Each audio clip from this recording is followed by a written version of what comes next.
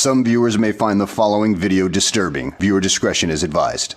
Hey everyone, welcome back to Board Games Unlocked, and Brad and I are continuing our top 100 games of all time. We are in the bottom 10 of the bottom 50. Basically the ones that didn't quite make it, and this is going to be well, actually, I'm kind of sneak peeking at my next 10, but this one is going to be a doozy because I only have two that fell, four new ones, and four that rose. So a positive list overall. Yeah, mine is I have five that fell, three that rose, and two new ones.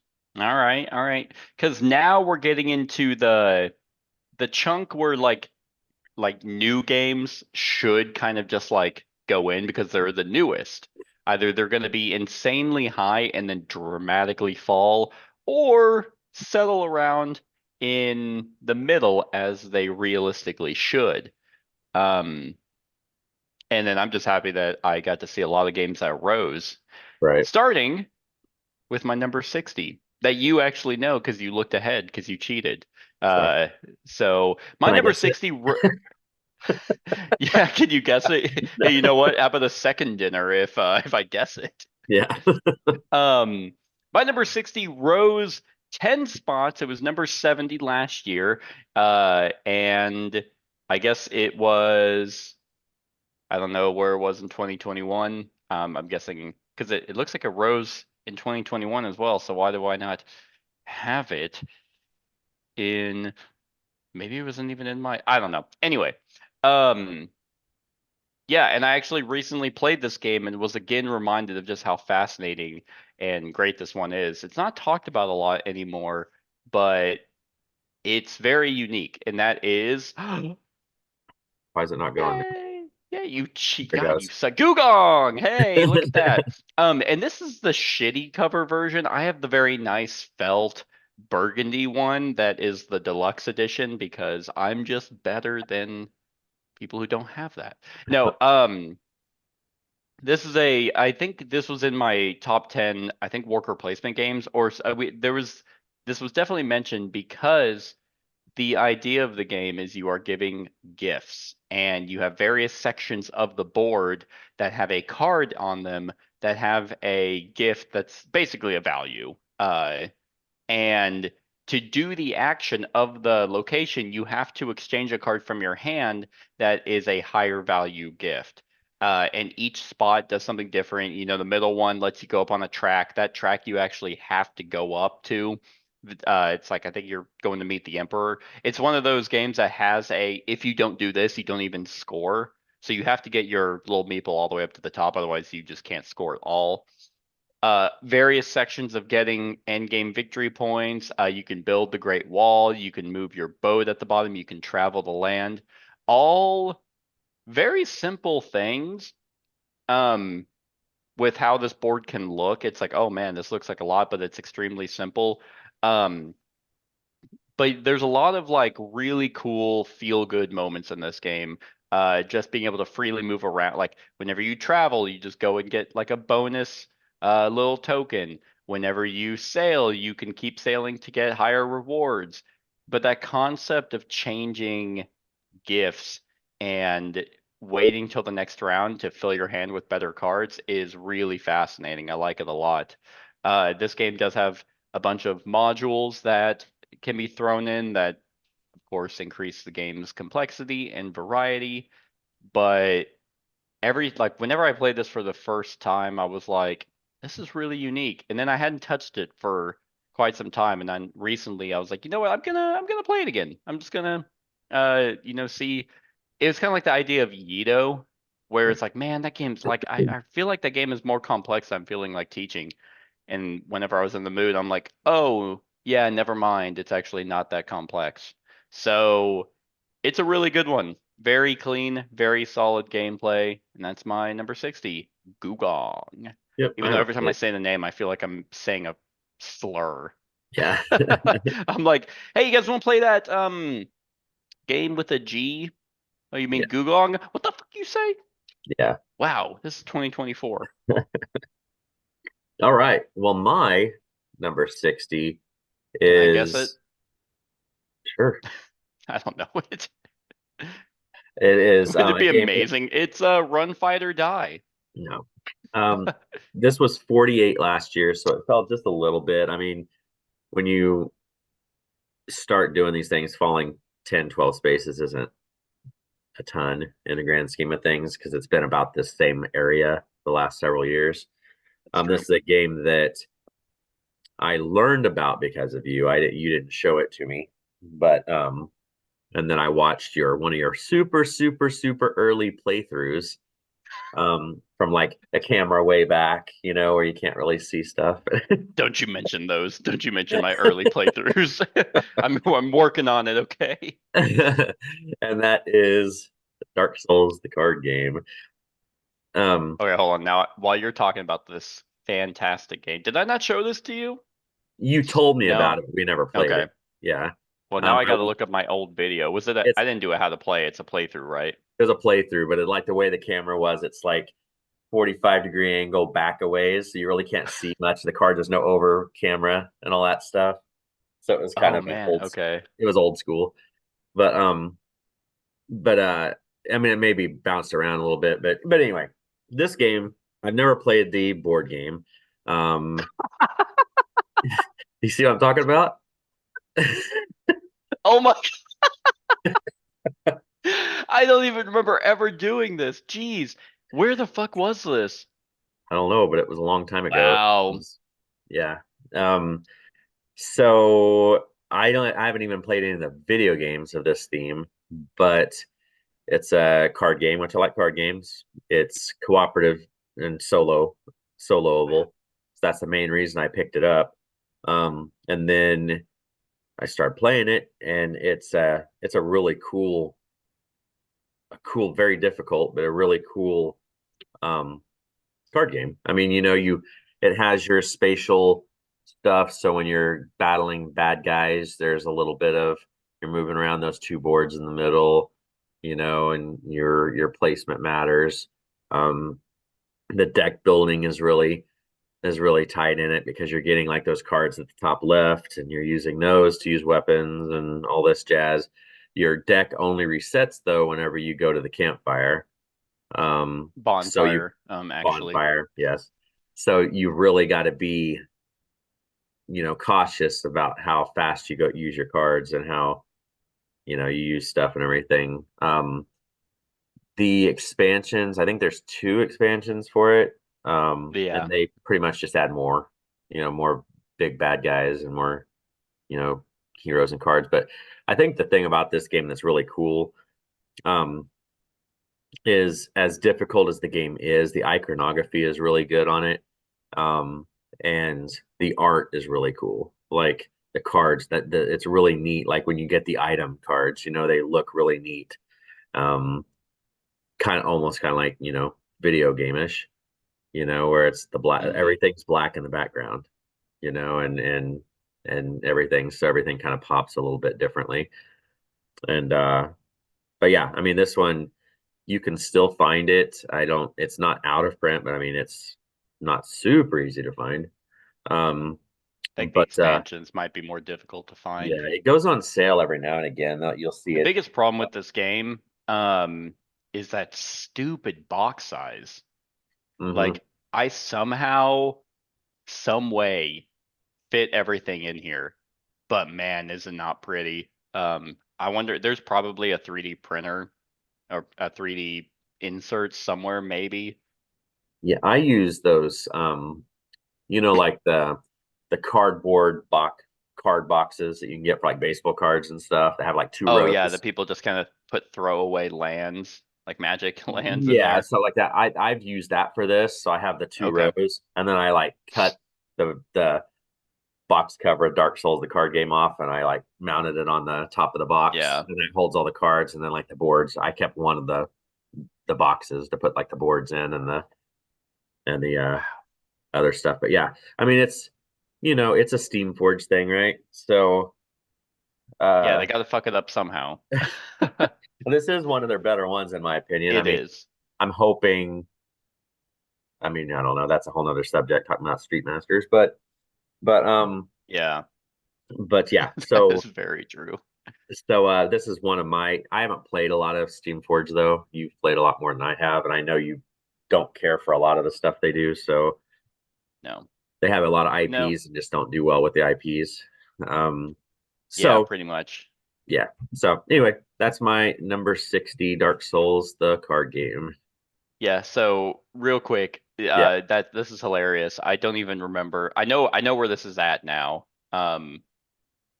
Well, no, I don't actually, because I don't remember having this table at, because I thought it was at my house in Clinton, but I don't I think remember this having was this before that. table. I think it was before that because It I has watched to, this but the video. walls and the Yeah. Calyx shelves. This is a whatever you call it. Anyway, I don't remember ever doing angles like this. But the comment I was gonna make was I have been keeping a running list of games I need to redo for the channel, like ones that are way old or just like, hey, like I just did Eldritch Horror because it's been Right. so long. And I'm like, oh, let's talk about it 10 years later and see if the game still holds up. Short answer, it does. And I just added this. I'm like, ugh, I gotta redo this game. Yeah. That's so funny though. All right, good game. My number 59, Rose. Again, it was 66 last year and 45 the year before. Depending on if they keep supporting it, which I would be surprised if they didn't. I could see this game kind of settling around this spot because this game was really good when it came out, and then like I think it rose last year. I'm trying to see if I can quickly find 66 uh on my sheet. Oh no, it actually fell. I don't know. I don't know what's happening anymore. Anyway, every expansion that it's gotten has made the game better, and this latest one is no exception to that, and that is The Lost Ruins of Arnak. I guess I mentioned, I don't know if I said in 2021 it was 45. But Lost Ruins of Arnak was a very solid game when it came out. This was one that you actually told me about because people in your podcast that you listen to kept mentioning it and raving about it. And I Yes. was like, cool, CGE, deck building, worker placement, two things that I used to hate. Well, actually, I never hated worker placement, but now I'm all about. Um, I was like, sure, I'll check it out. And yeah, it was fantastic. Like the art of the game is amazing. The flow of the game is super, super good. The track, the exploration of going to various sites and dealing with these ancient monsters. One of my personal favorite things of the game is while the deck building was simple, I like that there were two kind of cards you can get, artifacts and items. Yes. Items were kind of like your traditional cards that went through your deck, but artifacts were another thing that if you paid for it, it immediately you could use it immediately. Like, hey, boom, we found this artifact. And thematically to me it's like, oh, like we grab this, mystical tablet and by touching it we activated it. And then it does whatever it does, but then it kind of loses its power and you have to figure out how to make it work. So every time an artifact comes back through your deck, you have to have a tablet to resource to use it again. I think that's really neat. That's a nice twist. But then they made an expansion for it that gave everyone player powers. That was insanely needed. And a new track, I think. And more cards. But the biggest thing were the player powers that are radically different. I went through the campaign of this game using almost all of them, and they're all amazing. And then the next expansion, the newest one, added a solo campaign, solo two-player cooperative campaign. I would never bother playing it at two. I tried. It doesn't feel good. The solo is really good, although apparently I super fucked up on the very last one, as people keep Really? telling me, and I'm like, guys, I don't really care enough to redo one chapter. But thanks for notating it.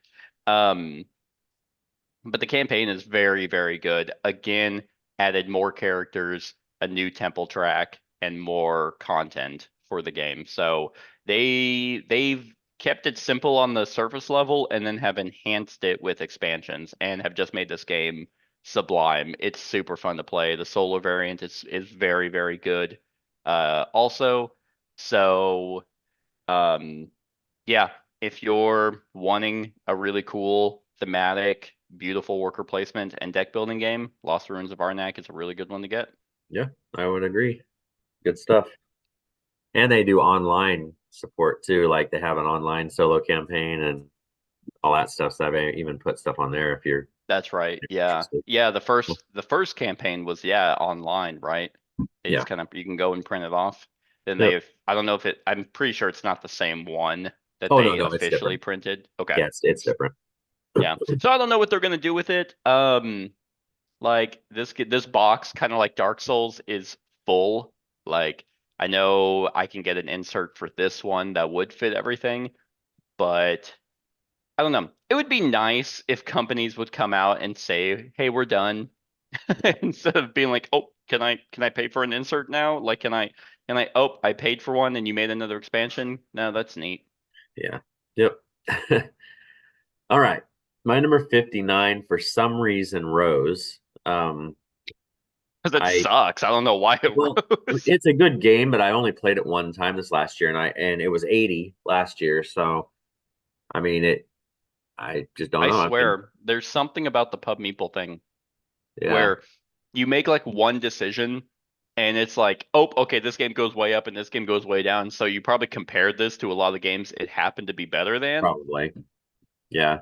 Yeah, and I usually go in and kind of fudge them around a little bit. And this one I just kind Yeah. of left. I figured, I'd played it. I know there's extra stuff coming sometime soon and from Kickstarter. And it is the version of this. There's two themes for this game. I like them both. This was the better theme of the two for me, and that is Hero Mm, Realms. Um, Mainly because I enjoy their uh those little campaigns, just the tiny little campaigns mm, that and stuff yeah. like that. Those are neat. You can play it solo with two heroes, or that's how I usually do it, two heroes solo. The dungeons stuff is getting closer to showing up. Um, and Yeah, somehow it's like, hey, yeah, the dungeon we put on Kickstarter a couple months back, that's already done. Sorcerer, yeah, fuck you. yeah, It's like, okay, thank you, Paul, I appreciate yeah, it, and that's the or thing. no, It's like, Robert, whatever their names are, yeah, Rob. But I was, Bobby, Bobby Daughtery is what I call him. if it was one of those things, it's like I'm so hesitant to back stuff now with them, even though Mm-hmm.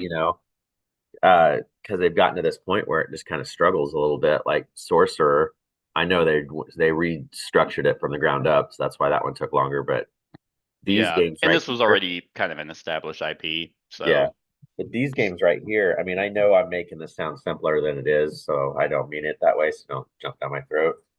But it's just cards, you know. I mean, I know I know. there's a lot of play testing, and I know that that's a lot of the stuff, but it's not like they're making miniatures and have to do plastic molds and all that stuff. Right. So Well, maybe that's why it is coming out quicker. maybe. So anyway, this one plays just like Star Realms. If you know Star Realms, you know Hero Realms. It's a 1v1 game if you play it at base and you're trying to kill the other person. They added character decks to it where you can actually take on a character and it Hmm. has special cards and you can do that stuff like that in the campaigns. You can still pick a character, but then you gain stuff that adds to your deck throughout the campaign, doing different things. The dungeon stuff is going to add, I think it's a little more in depth of a campaign type thing, more than what the other two were. Hmm. And so it's just one of those games. It's got cool art and it's always fun on the table, you know. I would actually disagree that it's always fun. So this is not Well, in my top 100. I do like Hero Realms. I have everything for right. it, I think. I have everything for Star Realms, I think, because their Kickstarters are a mess to try and Yes. figure out what the fuck you have. Yes. But last time I was showing a friend this, I was like, oh, okay, what character do you want to be? And he picked the cleric, and then I picked the ranger, I think. Yeah. That game took so Mhm. long because because there's cards you get that just heal you. And so, and he wasn't doing damage, but I wasn't dealing enough damage to counteract his healing. And I Right. was like, man, do you just want to call it? Do you just want to fucking, Well, and you because run this, into that with Star Realms too, yeah, because the blue faction has tons of healing and stuff, and it yeah, kind there of needs does to the be same some way thing. to add like a timer. Yeah. Well, and that's Uh, why the best way to play this in my mind is the campaign. Like I sure. never, the only time I've ever played this 1v1 was when I was demoing it at Origins 2019. That was the only Hmm. time I ever did the 1v1. It's always the cooperative campaign stuff now because of that reason. It's just you Yeah, go story, beat the dude, go for it. But anyway, yeah. that's my 59 heroes. We'll see where it falls next year, if it'll drop back down to 80 or what'll happen. I don't know. I bet it'll probably stick around here if the Yeah, dungeon stuff is good. right. Okay. My number 58 also rose. It was number 73 last year and number 68 in 2021. And so it's very interesting because this is another game I did a tournament for, and I probably had an equal amount of frustration in this tournament as I did with Dice Throne, except doing this one didn't burn me out. Granted, I probably didn't play it as frequently like I did Dice Right. Throne because those were so easy to just get done. I'd play 5 in a row. This one I would only do a couple because it's so mentally exhausting to play. But man, is it just amazing. I only have one friend I play this with. I've tried. I can't get anyone else into it, but me and him, we love it. So, and that is Yeah. BattleCon. Devastation of Endines or BattleCon Unleashed is what I should start using because I have like the everything for it. Um, I taught this game to a couple people not too long ago. Um, and it went over relatively well. I used the two characters that they're showing on the cover. What are their names? I think it's Eugene and Sarah are their names.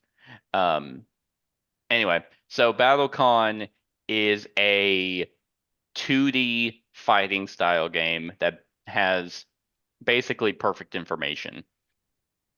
And I think there are 90 different characters in the game, and all of them play different. Some of them play similar to one another, but still they are different in their own right. And why this game has rose is because again, after doing a full tournament, I've done six, no, seven tournaments because I did two novice, two intermediate, two advanced, and then every winner of those did like a champion of champions tournament um, at the very end. So if you want to watch my friend and I go through that, that's there. But this is such a good representation of a fighting game, in my opinion, because there's nothing like they have another one that's quicker called Exceed, but it's a deck and it's random. What makes this game super good is the fact that you know exactly what your opponent can do. You know all their cards, what they're capable of. You know what's in their discard pile because you make a pair of blue and red cards and that creates your attack. And once you do that, it goes to a discard pile. So you can see what's in their discard pile and then so now you have to think what's best for them in this opportune moment. What are they capable of? And if I think this is what they're going to do, what can I do to counteract that? Can I go faster? Can I break their stun? Can I get out of range? Can I dodge it? Can I hit first? So can we trade date? Like all that stuff you're trying to think of with a completely unique character. Um, and that to me, that's why it's mentally exhausting because if you lose, and I've had games where I like, because you only have 20 health, like in the base rules. I've had games where I've knocked them down to 2 and then just like they slowly start coming back. I've had games where it's a 20-0 blowout, both ways. And when you do a tournament like I did, that can be really demoralizing when you have nothing to blame except like I played like shit. Or you just have characters that aren't your play style, which is again things that I really like in games like this. It's like I don't like this character because he doesn't play the way I'm used to or that I like. So you get favorite characters. This was in our top 10 tournaments game that I think was my number one, that I love the idea of being like, here's my character. This is who I'm playing this tournament with because this is my favorite one. And you can take that character and you play differently against whoever you're matching up against. It's really good. It's the biggest problem with this game is there's basically no support for it. If you have any questions whatsoever, good luck getting anything from the designer. But yeah, I'm pretty sure they're done with this. They did their Unleashed thing, which feels like it was a send off of here's everything, we're done now. But there's a ton of content in that tournament. That was only 30 characters. Yeah. So technically I could do 2 more tournaments and not have a repeat of a character. So it's not intuitive in any way, not at all. And I found that trying to teach it because it's a beast. But if you can get into it, if you take the time and find at least one other person, then I think you'll have a good time. Yeah. That's my number 58, BattleCon. It wasn't bad the time I played it. I just didn't, super get Right. into it, Yeah. but I could tell it was a good game. hmm All right. My number 58 was 42 last year, and it only fell mainly because I just didn't play it. I haven't played I think the last 2 expansions that were kickstarted, to be honest with you. This is a game that I stumbled upon. Well, I guess it would have been in 2019 at Origins because that's when I bought most of the stuff that was out. And this is kind of a feel-good game. This is one of those games where you're always getting stuff and you're always able to do stuff. And you just feel like you're constantly just raking in so many resources throughout the game. And that is Valeria Kingdoms. Also awesome art again by the Miko. And He's not even on the cover, is he? what? Does he say? Do they even say his name? Yeah, top. Oh, okay. My That's just camera full was name. covering it. Gotcha. But in this game, it's a tableau Can builder. you pronounce his last name for me real quick? D- I was hoping you just off the cuff. Dmitrievsky. Yeah, that's how I'd say it too. But anyway, what you do on this is one of those games that kind of feels kind of like if you're doing Space Base or Machikoro, stuff like that. It has that same deal where you're gonna roll 2 dice on your turn, and whatever numbers come up, you can fire off those cards' abilities. So you could fire off, if you roll a 2 and a 5, you could fire off the 2 and the 5, or you could fire off the 7. So that you do that, and they all have different abilities, and they're more drastic the higher you get, obviously. But what's cool is there's no downtime in this game, and that's one of the big things, because you can play this and you're gaining stuff on everybody else's turn too, because when they roll, everybody gets it. Like, so you want to build up your tableau as efficient as possible for people to be getting stuff on till it comes around your turn. You have a buttload of resources and you can spend them on stuff. But what you do is you'll roll the dice, fire off your cards, and then you get to take 2 actions. You can either kill one of the monsters, you can buy another person to put in your tableau.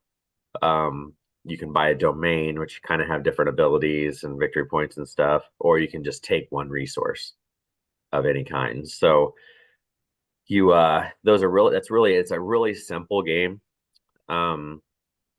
The abilities and the iconography is pretty simple to learn once you get going. But it's just one of those, you're just always getting something, and it's just fun to Mhm. play because it's you just feel good when you play it. You're just constantly getting shit, and by the time the game's over, I mean, you have a massive tableau of stuff. You're pretty much running the gambit. Every time somebody's rolling dice, you're gaining shit. They have multipliers for the resources for a reason, because you go through the resources like crazy with this game Mhm. once you get stuff going.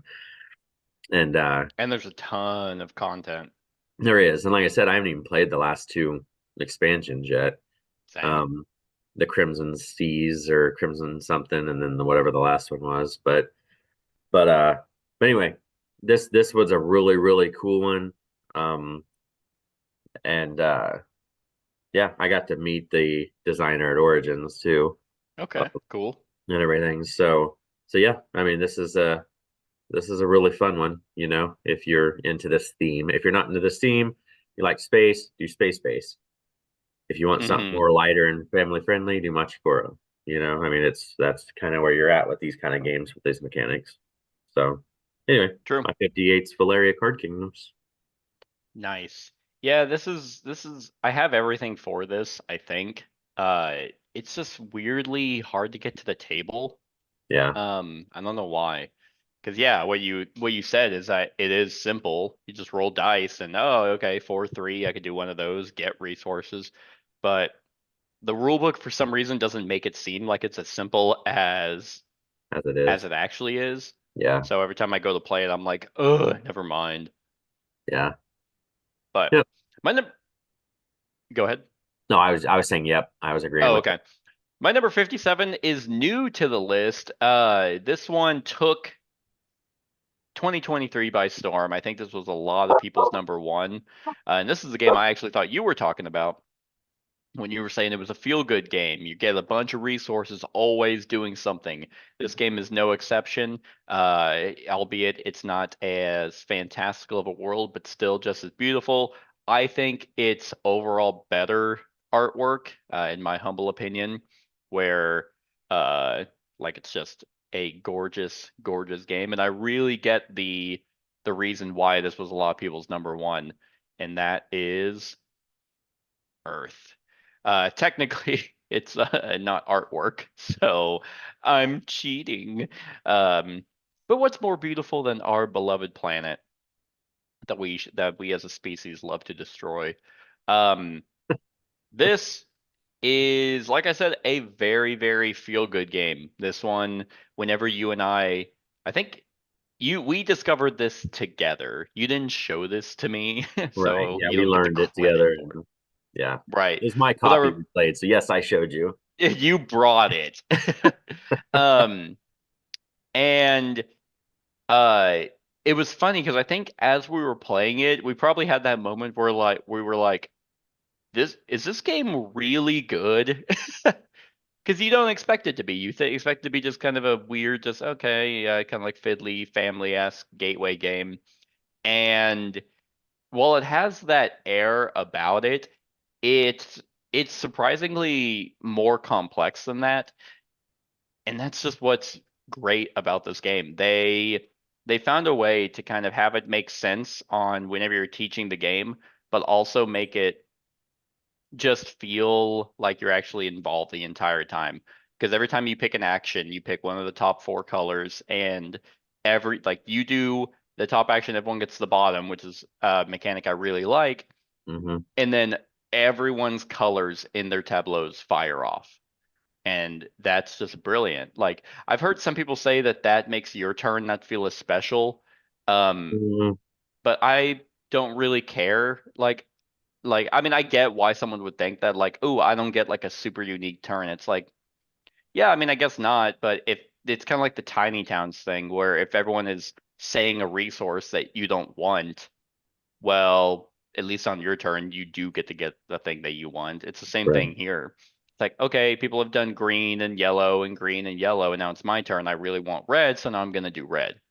That's the thing about it. But the my favorite thing about this game is actually the setup, not what you're doing to set up, but I love the fact you get your own ecosystem, you get your own climate. And there's basically all the cards that you play are flora and fauna. Right. No, just flora. And Yeah. events and stuff. All the animals are the scoring objectives. And there's so much. Like all those cards, like the animal cards, the climate, the island, the biome, all those are double-sided. And there's like 30 cards, so 60 options just from the biomes alone or whatever. There's a ton of content in here. I mean, you can just play this game in so many different ways. It's very easy to teach, gorgeous to look at. They actually give facts on the cards about, oh hey, here's what a meadow is, and you get to read a little Right. bit, a little blurb, and that's just fun. That's how I get more immersed into it. Like I know you can just kind of play this game and just oh, I'm gonna do this, I'm gonna do this, I'm gonna do this, and just keep going, which is fine. But when I play it, I always like to have people read the fact because it's like, oh, Right. and they've announced an expansion. Yeah, I was I gonna don't bring that know. up. I don't know what it's called. It's not on BGG that I've It is seen not on anything. BGG, So but as far as I'm aware, they it'll probably are go to releasing an Kickstarter, expansion. Yeah. probably. So, But also shout out to the publishing company, Inside Up Games, because they really pulled through. Because somehow I was able to, I like purchased all the Kickstarter extra stuff, and he like emailed me. He's like, "How did you pay for this?" I'm like, "I don't know. I went on the backer kit and pledged," and he's like, "Okay, I don't have any of that stuff right now." But he went out of his way to find it and ship it to me, which was really cool. Because I was like, oh, okay, yeah, I mean, I get it. Like, if I can just get the game, that's cool. You can just refund me the rest. He's like, well, let me see what I can do. Um, so that was awesome because a lot of them. I mean, if it was Mythic Games, they probably would have came and just cut my head off. Um, been like, oh, and then take more money from me. But good publishing companies get shout outs and they get rewarded. Earth is fantastic. I know if you're one of those bitter people that doesn't like popularity, then grow up and give it a shot. yeah, Number this is a good 57, one. Earth. I know this is on my list somewhere. I can't remember where. I was like, I I can't don't remember even if know if you've I've said talked it or about it not. or not. Can't remember. Anyway, my number 57 was 33 last year, and it mainly fell not because of the quality of the game, because I still really enjoy the game. It has not hit the table at all. Which is it's on my list with my wife to play because she hasn't played it yet. So it's on my list to show her, so it'll probably bounce right back up. And that is Man, we just had like 3 Wingspan. card combo Yeah, games in a row. yeah, exactly. This one, if you don't know what Wingspan is, Another very popular game. yes, you've been living under a rock because this was one of the best-selling games of the past probably 3 years. Um, and yeah, because it came out in 2019. So yeah, I guess 5 years 4 or 5 ago? years ago. That didn't seem like it's that long, but Wow. but yeah, this is one of the biggest game. I know this is one of the most biggest popular games that came out over the last 5 years, as far as quantity of selling, units sold and stuff. It kind of put Mhm. Elizabeth Hargrave on the map. This is Stone Meyer's cash cow right now, and it's even spawned. 1.4 million units Yeah, it's nuts, in the States. it even spawned off a unnecessary spinoff that's not an Elizabeth Hargrave. She didn't design it. It's the one that the lady that did shit. What's the last game they put out? Box Experiment? Oh, you're talking about Stonemeyer. Stone Mountain, yes. Are you talking about Wormspan? Yeah, I'm talking about Wormspan, but the lady Elizabeth Hargrave did not do Wormspan. It's Oh, Connie Vogelman. yeah, she did one of their Oh, games. Apiary. Apiary, yes. So she was in on Apiary and she did Wormspan. So I assume it's going to be a lot like it, but maybe not identical. No, no, Wormspan is 100% Wingspan with dragons.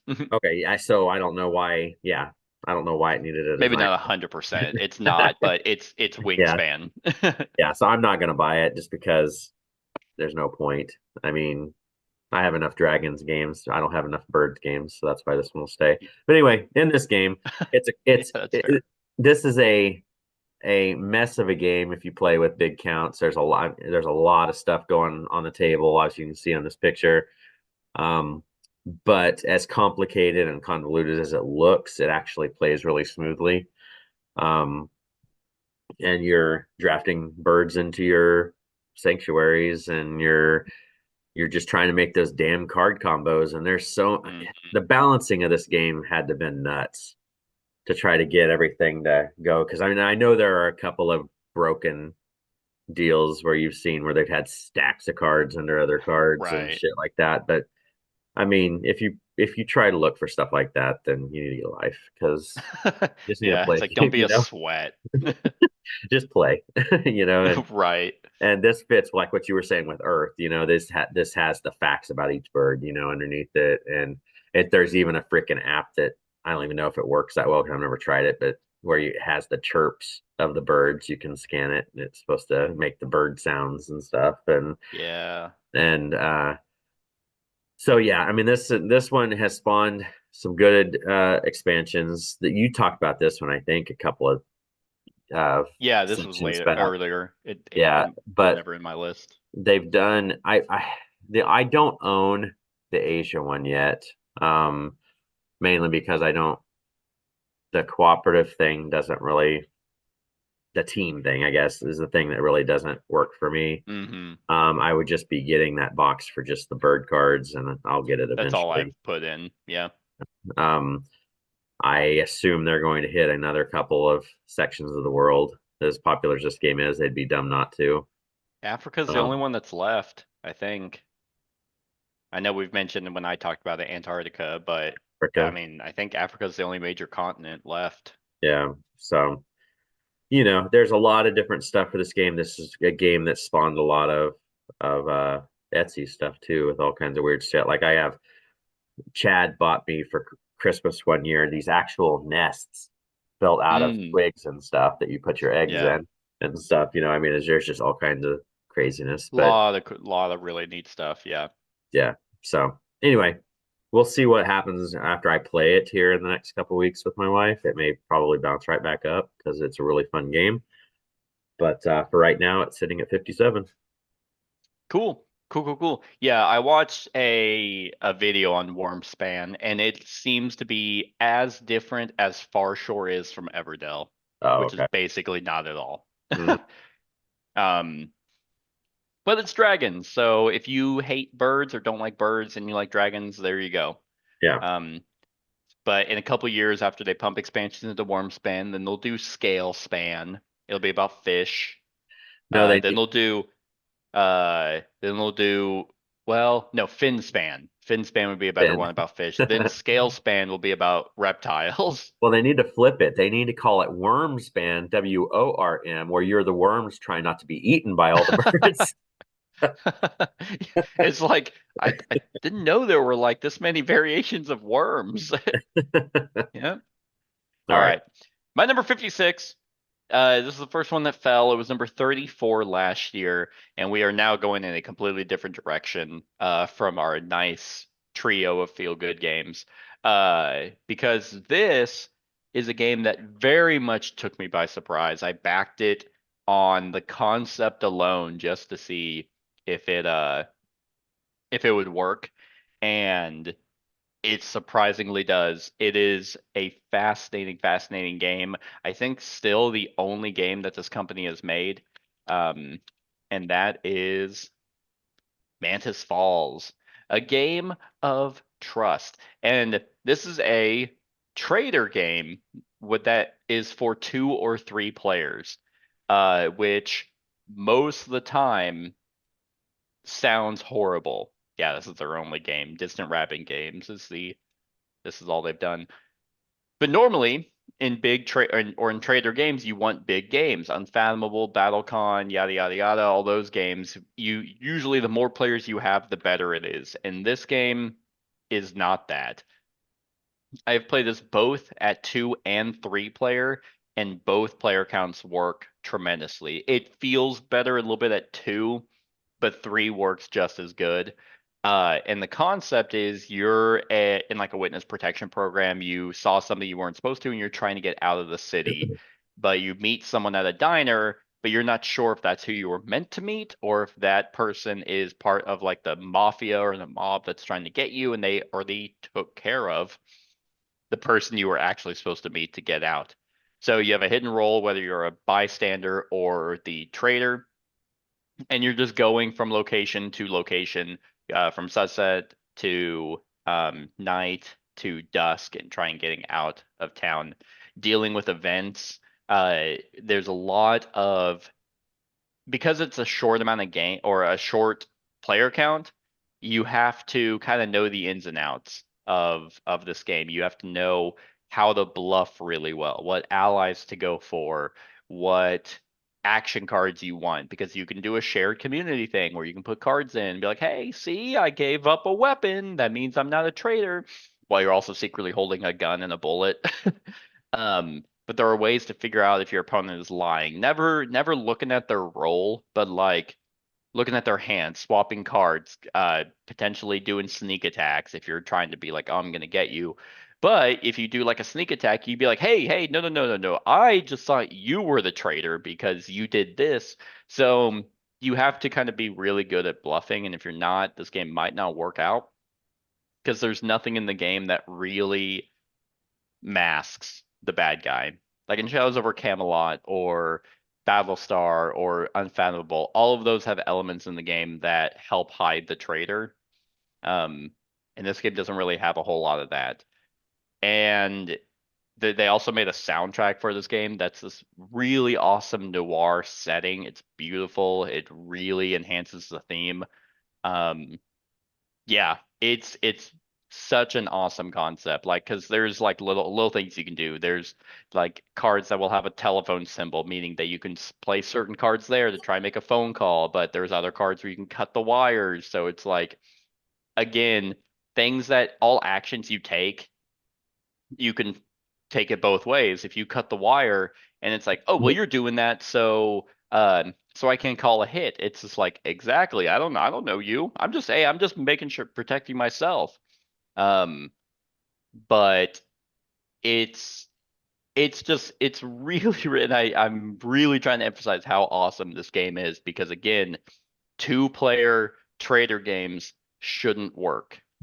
By their concept alone, they should not work, and this one does. So unfortunately, it's their only game. I don't know if they have plans for more, just various other games. I haven't seen anything, but everyone I've shown this to has wanted to go out and get a copy, and one of them actually did. So yeah, that is my number 56, Mantis Falls. All right. Well, you pulled it away from the nature games. I'm going to pull it back to the friendly nature deal. This one is new to my list. I did, yeah, I showed you guys this game, you and Kat. This was one that I got later on last year. I didn't get played before our list was made last year. I have some expansion stuff coming from Kickstarter here fairly soon, and that is Dog Park. This one, if you like dogs, you're a dog person. I mean, this is an awesome one. You know, you're pretty much drafting dogs and putting them in your kennels. And then you have to, each of the dogs will have different requirements at the bottom of the card, resource requirements. So take them on a walk, to put them on leash, I guess. So you need to make sure you have that stuff to pay to put them on leash. And then that's one of the phases of the game. And then your next phase is you're going to take those dogs and you're using those little dog walking meeples out in the center of the board. And you roll a dice that has little paw prints, and that's how many spaces you move, and you gain resources and do different stuff as you choose which path you're taking. And you go through and you do all that stuff, gaining reputation, because the little ribbons are victory points as you go through and stuff. And then when you go home, you get reputation for all your walk dogs. You lose reputation if you have dogs that didn't get walked. So you have to kind of try to be getting dogs walked. All the while, when you're set collecting these dogs that go into your kennel, over here to the right, these are the order, and it changes every single time. which dogs are worth more. So there's different Hmm. breeds of dogs, or not breeds, but styles of dogs or types of dogs, whatever. And if you have whoever has the most of that kind of dog in their kennel gets the victory points and so on and so forth. Yeah, it's how many you can fit in one kennel, right? Like Well, so. you can only hold so many in your kennel. I So think toy it's like dogs get more points because you can fit like 8 in one kennel. no, It's no, no, small. no. It's just whoever has the most.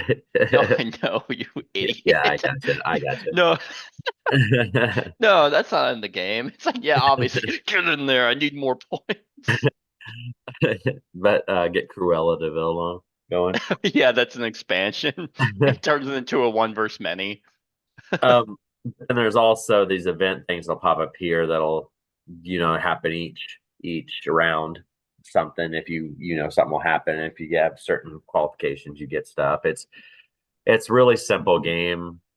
There's a lot of card combo action stuff because depending on the dogs you're walking when you're doing that walking phase, there's certain things like for every bone, if you get a bone, then you also get to pick up this stuff or you get to do extra stuff, so you want to be being choosy about who you're walking out there and stuff. But yeah, I mean, this is a really neat game. There's the expansion stuff's adding more dogs, adding a few more modules to the expansions and stuff. This also has descriptions of the dogs and stuff at the bottom, kind of like what we talked about with Wingspan and Earth and stuff. And the art's really neat, and everything. So yeah, I mean, this one's one that's been a hit every time I've played it with different people and showed them. They've enjoyed it. Yep, this is So yeah. one that I have also backed all their new stuff. Okay. So, yep. So finally, one you showed me again that I was like, I gotta get this. Finally. One because I love dogs. Not all dogs. There's definitely dogs in this that I'd be like, you're kind of ugly. I don't Yeah. want you. Just like people. But all dogs deserve love. Like if it's funny enough, Kat was like, she's like, what is your favorite animal? And it's changed obviously. Like as I grew up, it used to be cheetahs and then monkeys, and then it's Jesus. like, but then I'm like, you know what? I think it's just dogs at this point. Like there is not a more like blessing animal than a dog. And loyal. Uh yeah, well, I mean just in general, like there are like I'll come across videos of like, oh, we come across this dog, it's being rescued, and like you kind of see what people have treated them. I'm like, I want the worst things for you. Yeah. My imagination could not be cruel enough Yep. for what I want to happen to you. You ever Yep. see Law Abiding Citizen? Oh yeah. Where Gerard Butler like he like kind of like keeps that guy, he like and tortures him, and it's like that's not enough for what I want to happen to some people who mistreat dogs, animals in general. But yeah. Yep. So anyway, that's Anyway, P6. Dog Parks it's a good game. Well, keeping with the nature theme, my number 55 fell. This is the only other one on this list that fell. It was 42 last year. And this will probably be where it sits, I think. It might actually, well, it's going to be interesting. I don't know if I'll kind of combine this one because it's coming out with an expansion and with more episodes. So I don't know if I'm going to combine like episodes 1 through 4 or keep them separate because I technically can't separate these two, which is kind of weird. But my number 55 is Perseverance. Castaway Chronicles, the other Mind Clash game that I always forget to mention whenever I'm talking about Mind Clash games, even though this one's really, really good. So I'm thinking this year, episodes 3 and 4 will come out. And it's like finishing the Chronicles. I think there is a campaign. I don't know how that actually works, if it is kind of like carry stuff over from game to game, or if it's just play them in a row and tally up the victory points. But yeah, it's gonna be very weird next year if I'm like I'll probably just lump them together because it's still Perseverance. But episodes 1 and 2 are really, really good. Episode 2 feels like the more complete game. but episode 1 is kind of like your tutorial, and I think it does it really well, but still keeping them as full-fledged games. So episode 1 is kind of your tower defense. Thematically, it's you showing up, crashing on this island and having dinosaurs come at you, and it's semi-cooperative in that you're kind of trying to gather enough votes to become the new leader of the cult. And so whenever you put up walls or traps or anything, you get rewarded for that. You get points for it. It's like, aha, see, I contributed the most. Utilizing this area control element in this one of kind of like putting cubes on these different leaders to give you benefits for and kind of like having them sway your way. But at the end of the day, this game is a worker placement with your leader and a dice placement, dice worker placement, where what's cool is kind of like the game starts with these white neutral dice, but you can take actions to change the dice into your own color, which means that they're free for you, but it limits the options for other people. They can use your dice, but you're benefited for it. And you're doing different actions on the 4 different types of columns in this. Yeah, episode 1 I mentioned is a tower defense. You send soldiers out to kind of protect the different areas. And then episode 2, which is it's a whole new game. Like it's no longer tower defense. The next one is like, okay, you built your wall. Now you kind of have a settlement set up.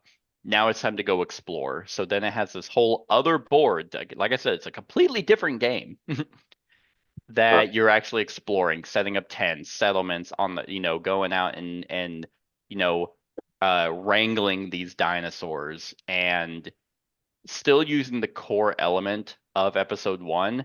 Like that if you've played episode 1, it's kind of like gonna be easier to play episode 2. But still the same system. You're finishing quests, you're going out, kind of like exploring different tiles, and setting up tents. It's really neat conceptually, but I still find it odd that they lump them together and play the way they did. Because a friend of mine that I played both of these episodes with, he likes episode 2 a lot, but he doesn't like episode 1 enough to buy the game. And I think they shot themselves in the foot with that. Yeah. Because it's like, I mean, if it was like, oh no, episode 1 or episode 2 is basically episode 1 with a few modules added. No, like it's a whole new board, pretty much whole new system. The only thing that kind of carries over is the way the dice work. In fact, I think you also have a different player board in episode 2. So don't quote me on that one. I don't quite remember, but yeah, it's just weird how they did that. And there's not even an option to be like to get them separate. So I don't know. It's kind of an all or nothing thing. I happen to really like both, as because they are different types of games. So I'm very excited for episodes 3 and 4. And yeah, I mean, Mind Clash, so for me, knocks it out of the park again. I think out of the 3, this is the lighter of all of them. I feel like I want to say I'm missing one, but I don't think I am.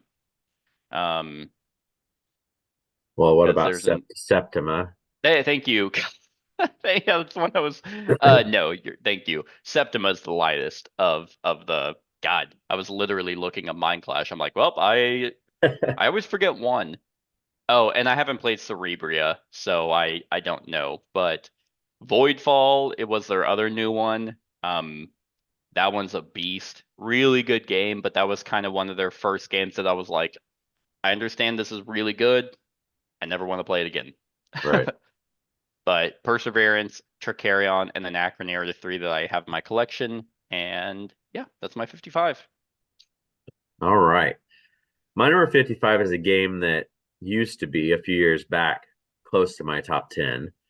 And it was 72 last year. It bounced back up. I think this is going to be about where it stays because I played it a couple times this year, and this is kind of a good spot for it. I think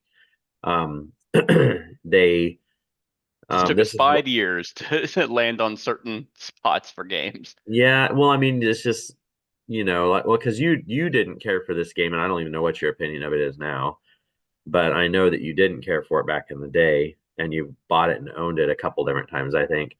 But it is a unique worker placement game, Viking themed, where you are recruiting dice as workers or Oh, as fighting battles and doing different things that you roll, all the while trying to do stuff as champions of Midgard. yeah, I Um, still own this game. okay, yeah, I like it. I knew you'd bought it again, but you kind of were, I just haven't played it because yeah, it sucks. It sucks hard ass at 2. yeah, oh yeah. No, I agree with that. It's a And I good think this 3 to cover's 4. atrocious. I know you really like it. I do not like this at all. Yeah. But that's it. That's it. I think the game is really good.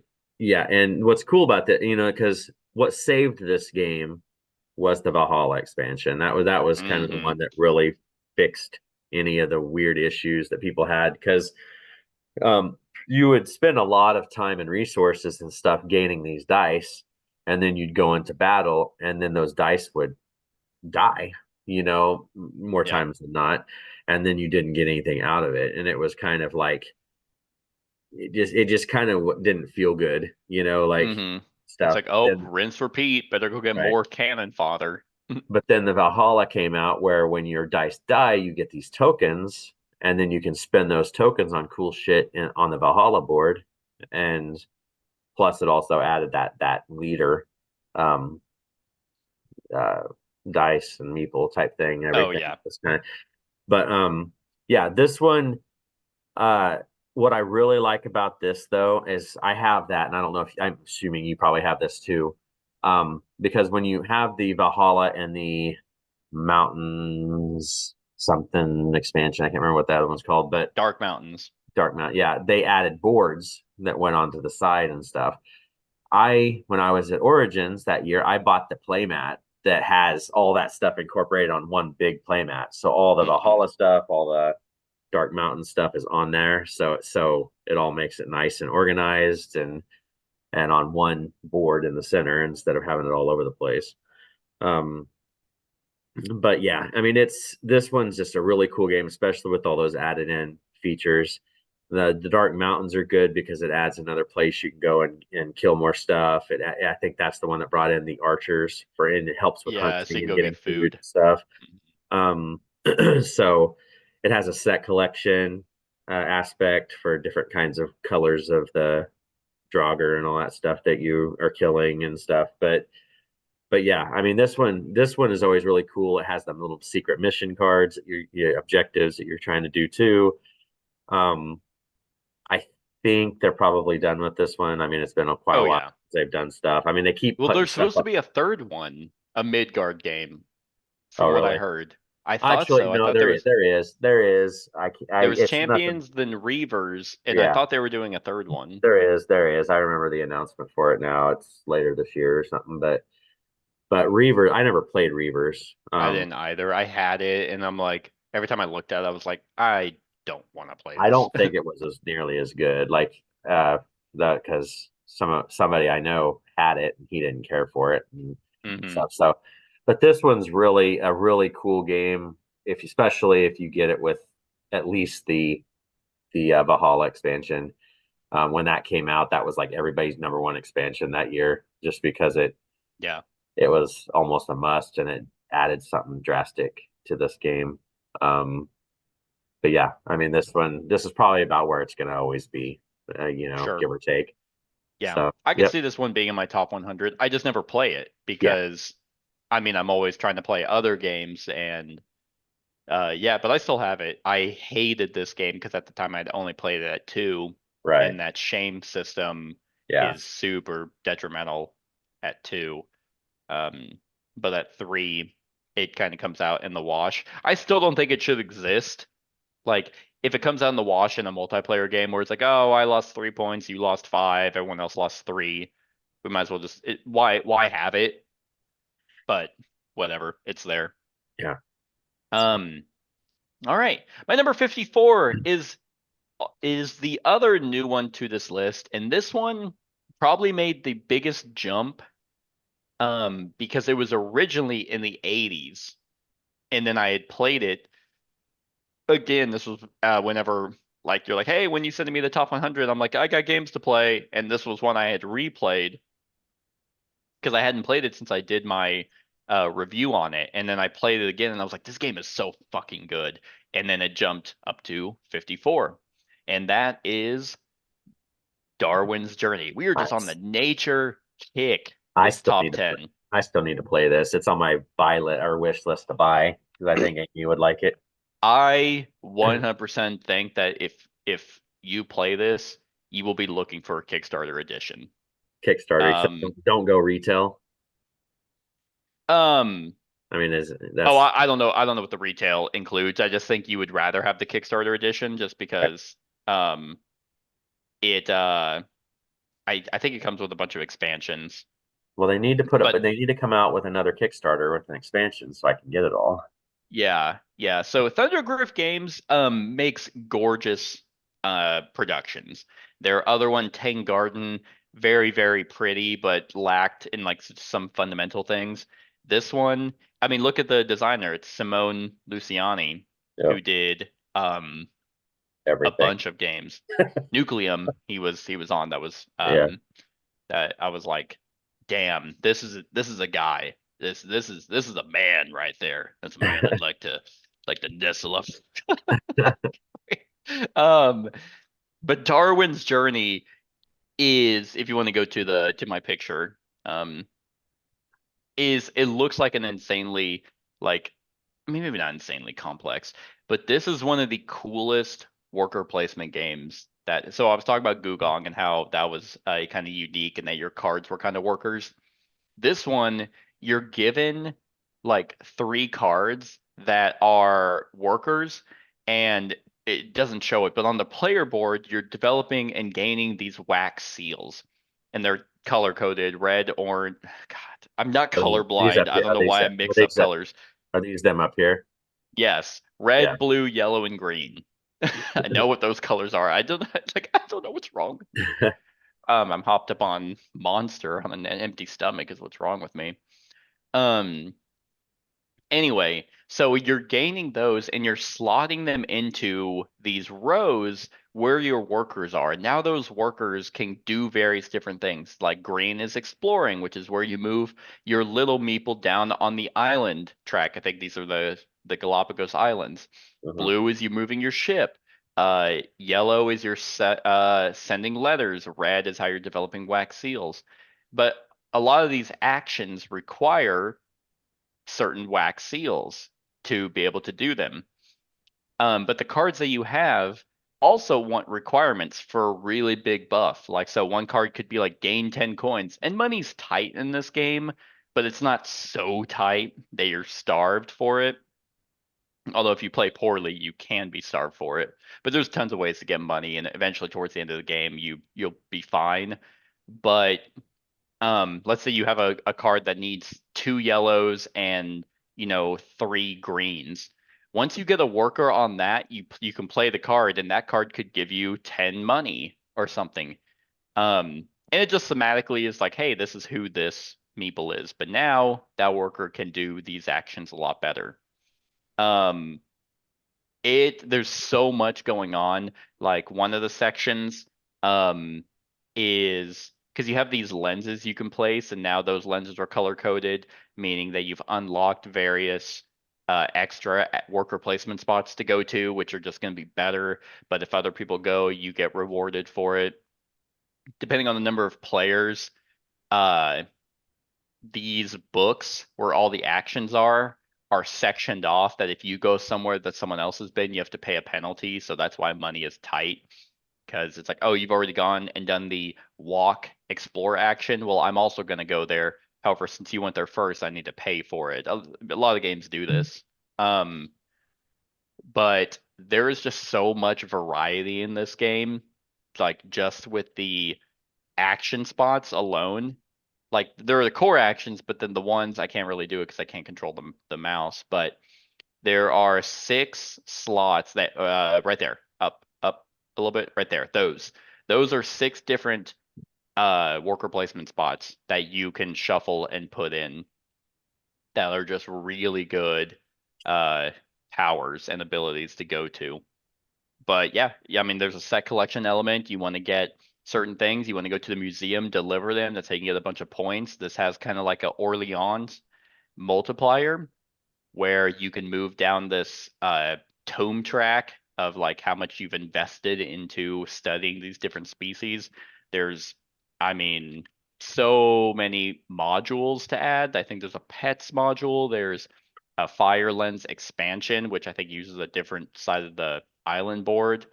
There's a lot in this game, and it just really tickles my brain in every way.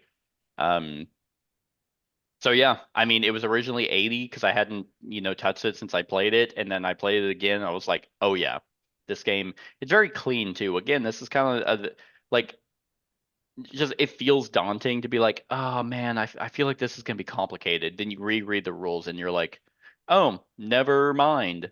Okay, cool, let's play it. So yeah, this one is fantastic. Yeah, okay, so I have the collector's edition. So that's how cool I am. Yeah, I'd say I would Uh, want that too, but I have the retail one in my cart, but I haven't pulled the trigger. mhm. You know, And I don't know what the difference is, yeah, honestly. They might still have all those modules, but like the collector's edition has an animal companion module, a Darwin worker mini expansion, a Foulmouth port mini expansion, a Firelands expansion, great ship, pirates, and scenarios. yeah. All of those are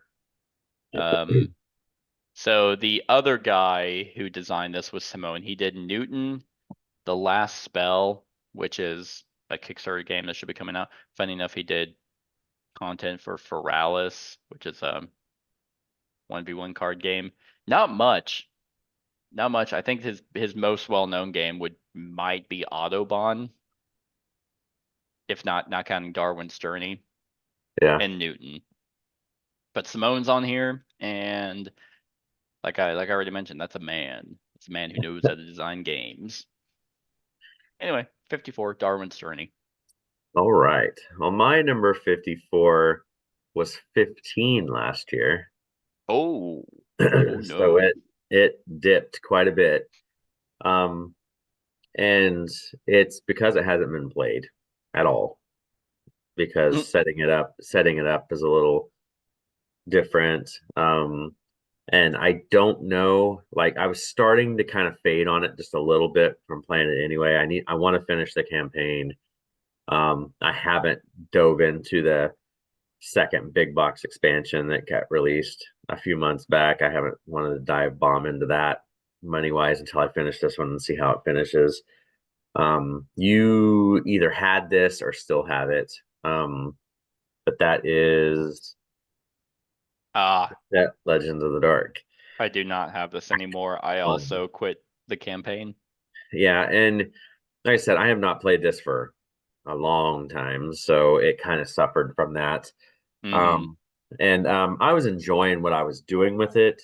But what I'm worried about with this game is the first few scenarios as you're playing through. You're it's kind of neat because you're interacting, but then it kind of starts getting samey or Yeah. repetitive a little bit, and the reading and stuff. There's it, it's one that looks really cool on the table, but then it's just like I'm hesitant to get the second box because Yeah, it is so damn expensive, and it's all cardboard stuff. I mean, the picture that looks shows cool. it looks awesome, but and it is good. I mean, it's still on Mhm. my list. But what'll happen is if I actually play it again here sometime this year, is it going to just keep falling now, or is it going to rebound? That's the deal. They went with Yeah. the whole cardboard thing. There's miniatures, but then everything else, all the training and everything is punch out board, and you have different. It's 3D, elements for climbing, and the box is huge, and it's only huge because to store all of the stuff you put together. cardboard wise. Um, and I made the mistake when I got this game. I punched everything out really quick and did not put stuff together as I punched it out. So I just like punched Oh, it all out one day, and then I had this whole pile of shit, and I had to figure out, okay, this goes here, this goes, right. you know. Um, I don't know. I don't know how it's Yeah. doing like overall.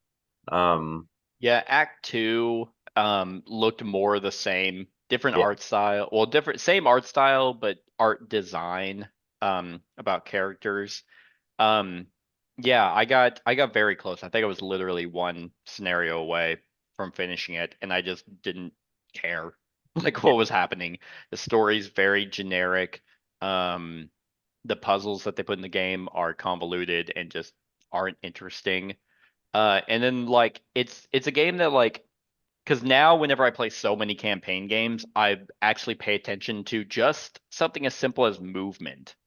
Like to me, orthogonal movement is almost a must now. If you can move diagonal, it becomes like anyone can get anywhere at any time. right. So there's no point in trying to strategize because it's like, well, I can't run away because it can cut three corners and just get to me. Um, so that's kind of how this game works. I felt that the monsters just became, bullet sponges. It's like, oh, here's a boss. Yeah, no, he doesn't really act any different. It's just this same meeple, or not meeple, the same miniature with a different name and 80 health. And it's like, ugh. Like I really, really liked the app or Yeah, the I mean, it's basically you need a laptop to manage it in any sufficient way. Uh, and the concept of fatigue and flipping your weapons and stuff, like the way that the app managed all that percentile stuff is really, really cool. But just the overall gameplay just became very stale. And then whenever I looked at Act Two, I'm like, oh, maybe they'll add narration so I won't have to read everything. Maybe they'll add voice acting and music and all that. And they didn't. And yeah. it looks the exact same. And I'm like, no, no, I don't care.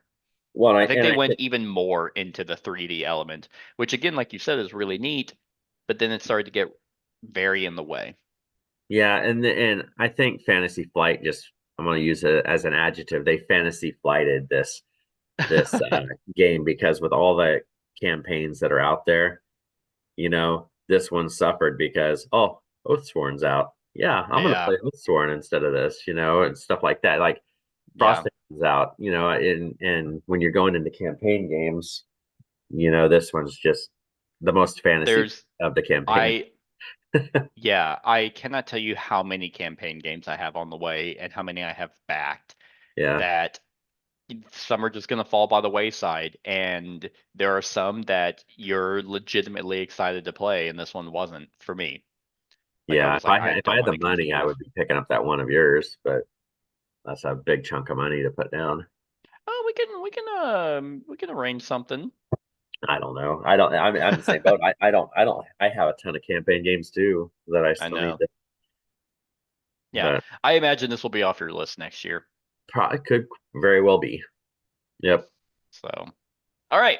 Well, we really said nothing good about your 54, I know. It's so just falling. Yeah. It's it's there. It's there. I can see people liking this though. It's not a bad game. I don't think, even though I got rid of it, I don't think I was like, ooh, this is like a two now. It no, no. didn't tank. It's just There's a I just lot didn't more want to play better it anymore. campaign games out there. Yeah. All right, my number 53, Rose. It was number 69 last year and 67 in 2021. And I did actually play this game. Might be a reason why it rose, but this one is just super, super fun. Overall, Simon's kind of more shoddier designs. So I think this was an IP they kind of took, which is what they're doing lately, is they're just taking IPs and just helping get them out. And this seems like it was like the case with this one because they didn't pump a bunch of content into this. They have enough, but this is a wonderfully fun game. I think a game that you actually really like as well. You just won't own because it'd be Oh, horrendous solo, gotcha. and that is Yeah. Project Elite. Yep.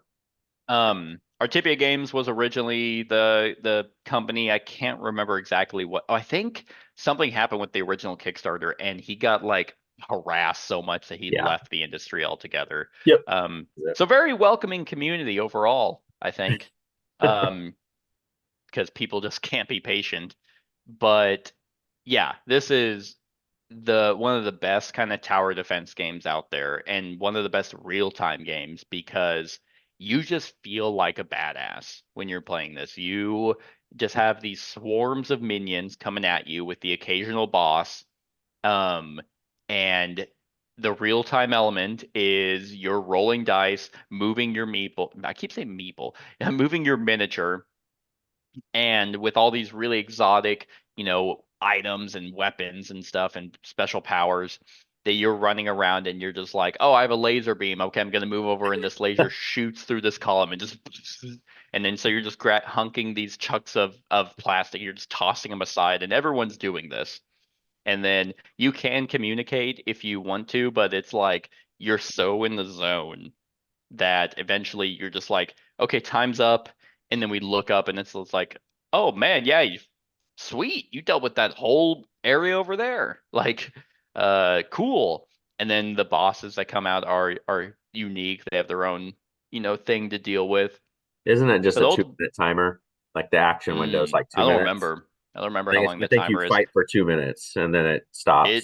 I was gonna say 30 seconds because that's what it feels like. Yeah, I think it's 2 minutes. Okay. But then after the 2 minutes is up, because the real time is just your turn, then you kind of go to the enemy phase, and then they will advance along these arrows, and if they get into, the I can't remember if it's just if one gets through, then you lose. But because I've never had it happen, that's how good I am. But yeah, they'll advance. The special bosses will have their own rules on kind of like what they do. Like they can lock up and deal damage to you, like lock up areas. Dice can get locked up. Dice as you're rolling them could advance miniatures.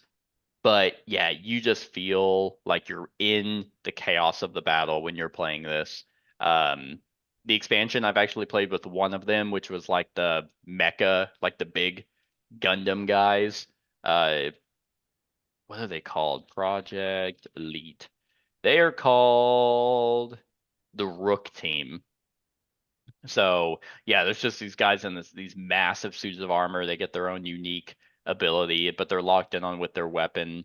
You can play with different modules of actually having to manage ammo and stuff like that. So there is enough content here for the game. It's not like they just release the base. There's different maps and stuff, but overall, like this one is just a fun game, like a super fun game, and everyone I've shown this to has had a blast wanting to play it. So, yeah, I mean, there's really not much to say. I mean, about Project Elite,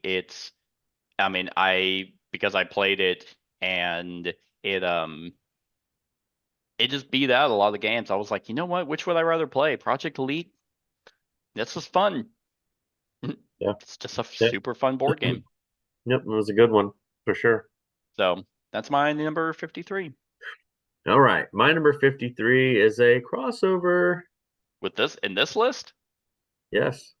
I'm gonna go with Earth. Yeah, you're right. Yeah. Yep.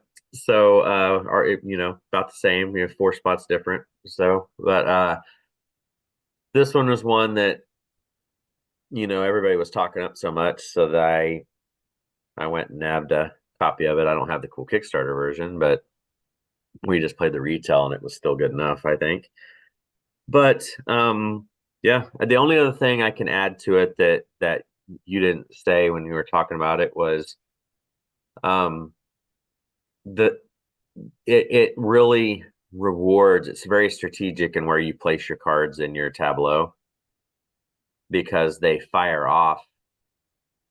Yeah. Top to bottom, left to right, of those colors. Yeah, you're right. So you really need to be focused on where you're putting things, because some can chain in the others, and stuff like that. So That's really the only other thing I would add to what you said earlier. I mean, this is a really sweet game. I can only imagine what the expansion is going to add. Very curious, yeah, what they're gonna do. Because it can't just be more, that would be too much, I think. Yeah, I don't know what they're going to do because I mean, the game has so much crap in it anyway. I don't I know, know, don't know what else they would add unless they I add like know. a pollution uh expansion or something, or you know. Yeah, God, they could have that, Or like they'll add detrimental dragons. effects. That seems to be the thing now. Let's just add dragons. Yeah, it becomes a fantasy game. It's like, this is stupid. Yeah, I don't know. So, Very, very exciting to see what they do. But I mean, I'm gonna give them the benefit of the doubt and say it's gonna be oh yeah. amazing. Yep. So that's really all I had extra to say about that one. Okay, Kind of covered it. nice. My number 52, this one's new to the list, but it is not a new game. It is just a new edition of the game that I officially have. I had the original, and then I ended up selling it because I had this version coming out. And yeah, this one is just a solid, solid game. I'm not like the biggest fan of this designer, but I also haven't played much of his games except this one and I think one other one. And that is Castles of Burgundy, the special edition. Um, so because it is Stefan Feld, right? Yep. Okay. Yeah. So the only other game of his I've done is in the Year of the Dragon, and I think I did that at 2, which probably isn't the best for that game. But Castles of Burgundy, that it has to be his like magnum opus. It has to be his best design. It's his most popular and best. Yeah. Um, and this special edition was redone by Awakened Realms that did a wonderful job of including tons, like basically everything, tons of expansions. I think there was a new expansion that was thrown in The with this vineyard. edition. Yeah, it was the vineyards. Yes, yeah. Um, so I mean, it's just so clean. I love the fact that and I know they rebalanced some boards, I Yeah. think also, Yep. but basically you just give everyone different boards, or you can give them different boards that as you're using dice, you roll dice, and then out on the central board are these different tiles that you might be wanting to fill out sets. You have to build, you can place it anywhere, then you have to build out from that, getting a ton of victory points for filling out sections, but also getting unique buildings and different goods to collect and sell. And the mitigation of the dice is also done really, really well, like by getting worker tokens that you can modify your dice. Um, but yeah, I mean, it's what can be said about Castles of Burgundy that hasn't already been said. I mean, when did it come out? 2000 something, obviously. Originally, it's been 2012, yeah. I was gonna say 2011 was the but original. Then they did a revised edition. Um, yeah, but freaking, 13 years later, 12, yeah, 13 years later, um, there's just those designs around that time, the early 2010s, that are still solidified today, and this is certainly one of them oh yeah, because you for just sure. roll dice and you're like, okay, I got a 2 and a 3. Those are the zones that I can take tiles from. Yeah, And I can bank tiles to play them later. I use these dice to place on my board. It's like, okay, I have a 3. I'm gonna spend that to place this beige thing in this section. I'm gonna use this to grab that castle because castle gives me an extra turn. And then just the sheer amount of map tiles that are in this game. oh I yes, think there's like 20 different map tiles. yeah. There's a handful. There's a bunch. And then the Vineyards expansion, which I haven't played, but I've watched someone play it, adds another extra element of vineyard tiles you're going for. The one thing that I actually think, and I get why they didn't do it, but it's also everyone has a player aid, which is done very well.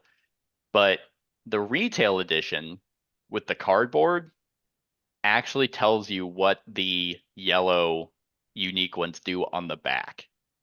And the special edition with the acrylic tiles do not. Yeah, And I'm like, oh, that feels like a downgrade, actually. Because if you're wanting to know what the yellow ones are, yeah, you can look at your player aid, and it's very clean. Like, but it's like, oh, that's a little odd, you know? Because if they're out on the board, then you can just turn the yellow ones on their backside, and everyone can read what they do to see if they Right. want to try and grab them. Yeah. But at least everyone gets a player aid, and some games don't do that. Yeah. The only thing about the special edition that sucks is I think they kind of tanked on the insert. Yeah. Because the it's not insert, the greatest. it feels like it wasn't made for either version. Like it's too small for every acrylic. Because they also did some weird thing where like not everyone was aware they didn't get the acrylic I know. worker. I was one of those people. I was also one of those people. But after setting everything up, I actually am glad because it wouldn't fit in the insert anyway. Yeah. So not really sure what happened there. It is a decent insert. It fits most things. It feels like half of it was for the acrylic, and then the other half was for the regular. And because I have kind of both, I don't have acrylic everything. Yeah. It works. But yeah, if you're designing a fucking insert that's unique to your game, put a helpful sheet in there that tells you how to store it. Yes. Like For sure. don't do nothing, and then don't do something that's even worse than nothing, like Merchants of the Dark Road did, and give you basically a sheet that you were better off wiping your ass with because that was the only thing it was good for. It was Yeah. good for me because I got a lot of views on that video on how to rebox it. You did. But the only reboxing video I've ever done, and it like blew up, which was great for me, I guess. But yeah, Castles of Burgundy, amazing. I mean, and I'm not even praising the special edition. This is just the game. Yeah. Get either version, Yep. and you'll be good. But be cooler and get the sun drop. Yeah, get the better version. So my, oh, I guess it doesn't. Hold on. My reboxing of Merchants of the Dark Road, yeah, which I mean, this is just good for me, but got 1.3 thousand views. Yeah. Just on the fucking reboxing because that's how bad it was. Indeed. Anyway, 52 Castles of Burgundy. All right, my number 52 you talked about earlier in the top 100. Okay. I'm not sure where. This is one that you didn't show me, but you talked about it and it got me interested, so I went on and got it. Speaking of shitty inserts or boxes that fit everything and everything, but this is Maximum Apocalypse Legendary Edition. It's a good insert if you don't have the expansion. Yeah, if you get the expansion that doesn't fit at all in the Legendary Edition box, it's kind of rough. But yeah, this is one of those cool.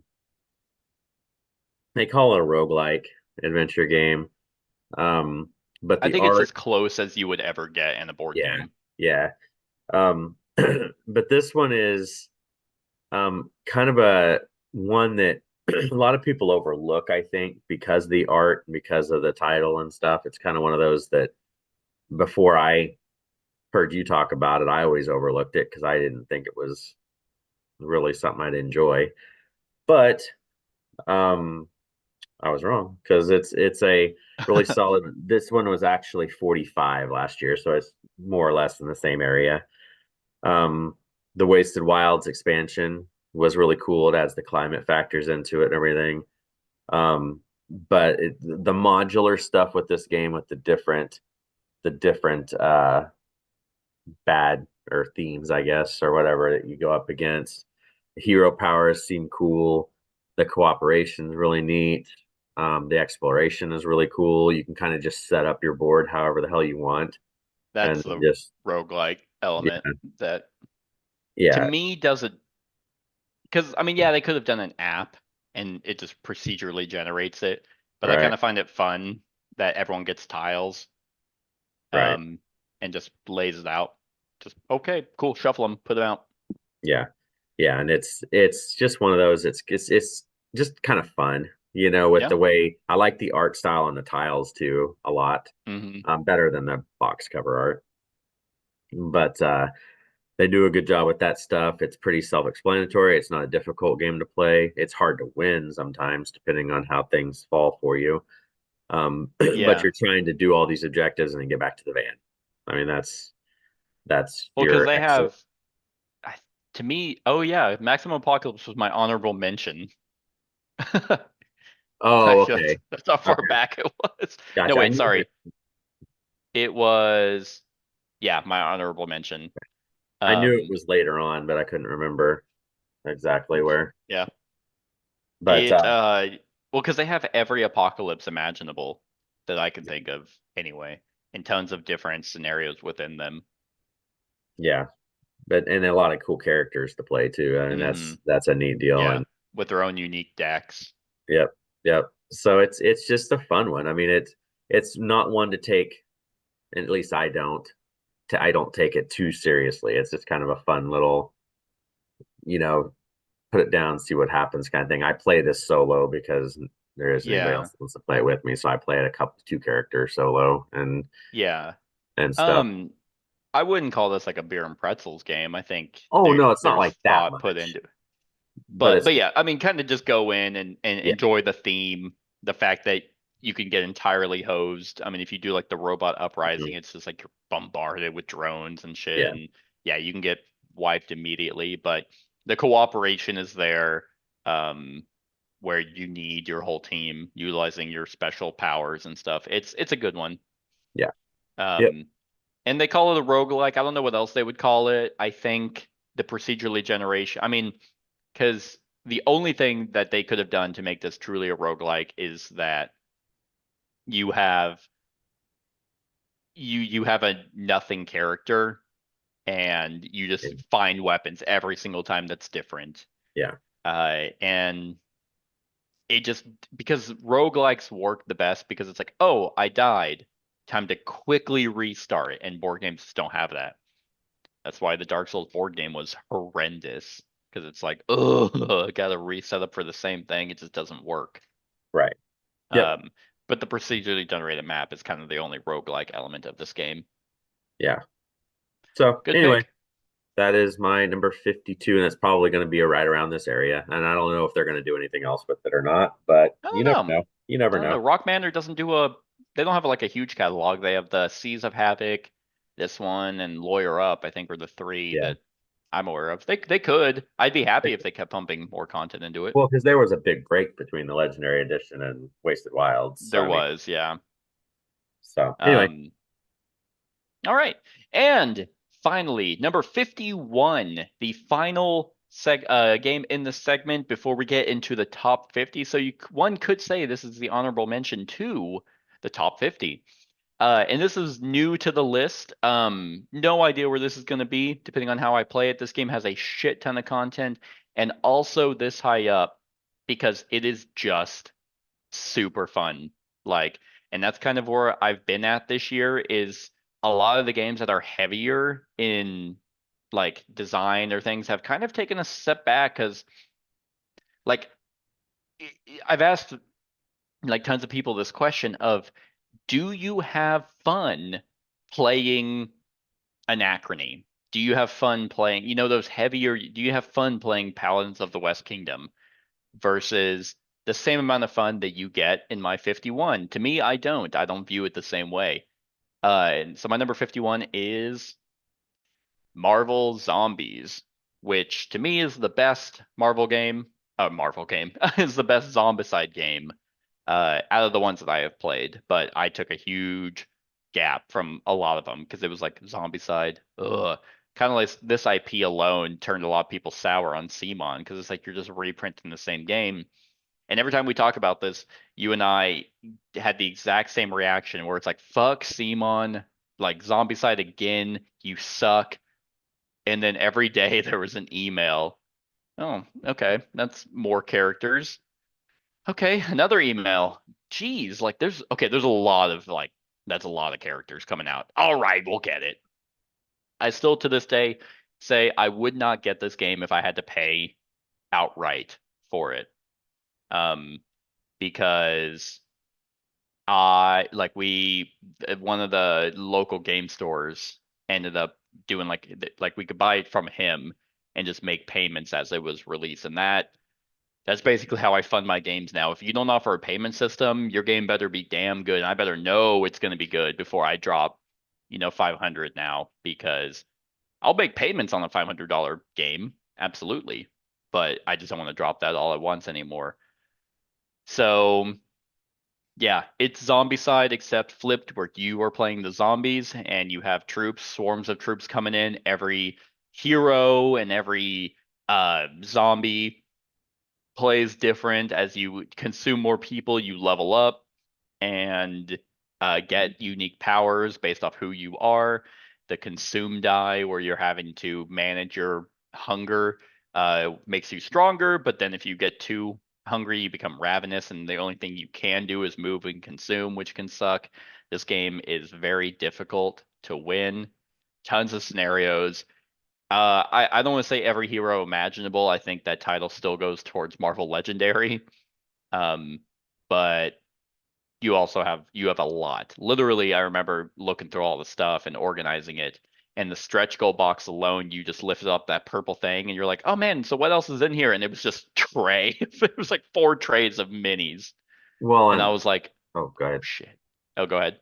Well, I was just going to say that's one of the things that they do with this that I like, because a lot of the CMON games, they don't do this, where they actually had, I think it was on the inside of the box lid, like where all the minis go. Oh, yeah. Like it has a picture of like these mini, all the minis go right here. And that's in a game like this, since it's so hard to store that kind of stuff, Yeah. and they're all in that vacuum sealed crap. I mean, that makes it super easy with all these so many miniatures. Yeah. Yep, I was able to condense it down to like 4 boxes, 3 boxes actually. But yeah, it's just a blast. This one's super fun to play. And that's why it shot up so high. So that's my number 51, Marvel Zombies. We might talk about this down the road. We might. Oh, no. We'll see. But we also might not. We might not. It may be like my 222 or something like that. We'll see. All right. So my last one for this list is a game that you own, but I'm not sure if you've played it yet or not. Okay. And it's sad if you haven't, because it's a really good one. I think you would enjoy. It is the first game in the T series, to my knowledge, and that is Zokin. I do own, and the expansion. Have you played it? No. Yeah. I knew you had it and stuff, but I didn't know if you had played it yet. See, this is Simone Luciani. Was part of this team that created this game. Mm-hmm. Along with that's a man. Along with Danielle Tassini. This was kind of better stay away. He better not wear loose fitting clothes around me. I'll get in there. Yeah. What? This is a really, I stayed away from this game for a long time, and I picked it up, finally played it. It was awesome. The expansion adds player powers, and stuff like that. So it just makes it that much better. This is the game. If you don't know what it is, you've probably seen pictures of it, because people like to paint the gears and all that stuff and make it really cool. I just have mine's not painted. Mine's just generic and boring, but it still works. Kind of like this. Oh God, is this your copy? Not my copy, but that's how my gears look. Yes. But what is the interesting thing about this game is you have the little, I don't want to call them meeples, but they're the little dudes that you put in there of your color, and you're going to place them upon different places on the gears, and then you leave them there. And every round you turn that big center one, and it turns all the other gears, and then on your turn you can pick up one, but the longer you leave it on those gears, the better the actions, the better the reward is or what you get back. So you want to try to leave them on there as long as possible, because then you get stuff, but then you also only have a limited number of workers. The game ends when that big dial in the middle goes all the way around. I think it signifies like a year or something like that. Mhm. But you're using like corn, maize is a big resource. The crystal skulls that you see around there is a resource. The Crystal Skulls? Oh my god, Yeah, that's the best yeah. Indiana Jones movie. But It's this my one, favorite anyway. yeah, this one to me is, of course, I haven't played all of the T games. I still like this one almost better than oh shit, I lost its name. The next one. Teotihuacan? Yeah, yeah. Just because this one, and they're not really comparable. I mean that that this is all about the timing of when you remove your workers. I mean, you just have to make sure and pay attention. It has a timer, so you have the timer going with that center thing turning, and there's just cool actions you take and everything. And when you get the expansion, it just brings in that much more um cool stuff, like with the like I said, the different player powers, um, Mhm. and uh, I guess they call them. There's different tribes and all that crap that you get to choose from. That's kind of your beginning stuff, um, and it just brings in all these different things, and it just adds more to it, and this is worth a shot for sure. Like this one, I can't compare it to the other ones. The other T games, you've played all those, or at least majority of them. Yeah, I don't know why I haven't played this. Yeah, I mean, I feel it would be like Like, right in your wheelhouse. I think yeah, I mean, there's like every T game has been good. There's Right. some have been better than others. I could rank them. Um, but yeah, I just haven't sat down to play it. I really need to. I've only heard good things. Yeah, so I mean, especially lately with me, um, checking out like after playing Nucleum and seeing like, oh Mhm. man, these designers are really good, and seeing Simone's name, I'm gonna quit being weird about it. But I'm like, oh my god, like, he's done so many good games. Yeah, I'd be surprised if I played this and I was like, I don't like it. Yeah, to me, it doesn't feel dated. With this one, because it came out in 2012. 2012 or 13. No, 12. Yes, the expansion was 13. But I don't think it shows its age. I Hmm. still think, like I said, I still prefer this over Teotihuacan. Uh, I haven't really dove into Teotihuacan as much as I have this one. So, I mean, Sure. I don't have any of the expansions for Teotihuacan and all the modules and stuff, Hmm. but this one is still fun to this day. And it was actually, I forgot to say, it was 65 last year. Okay. So it's bumped up, and I mean, if it keeps getting played, I could see it just keep going, because I mean, Yeah. this is one of those games I just really enjoy playing, and yeah, I mean, it's a good way to round out that top 50. True. All right. Well, fantastic list. Not as depressing because there weren't a shit ton that fell, at least for me. But that will do it for this segment, everyone. Stick around for now the top 50, jumping in, getting ever closer to that top 10. But let me know what you think of these games in the comments below. Other than that, like, comment, share, and subscribe, and have a wonderful whatever time of day it is for you. Hey everyone, thank you for watching, and I really hope that you enjoyed the video. If you would like to see more of my content, go ahead and click that subscribe button and the bell to be notified whenever I upload any new content. If you feel like supporting the channel, you can go ahead and click that Patreon link to be taken to my Patreon, and any help is truly appreciated. Other than that, stick around for any other run-throughs or reviews or cool top 10s or whatever I feel like putting on. Other than that, like, comment, share, and subscribe, and have a wonderful whatever time of day it is for you.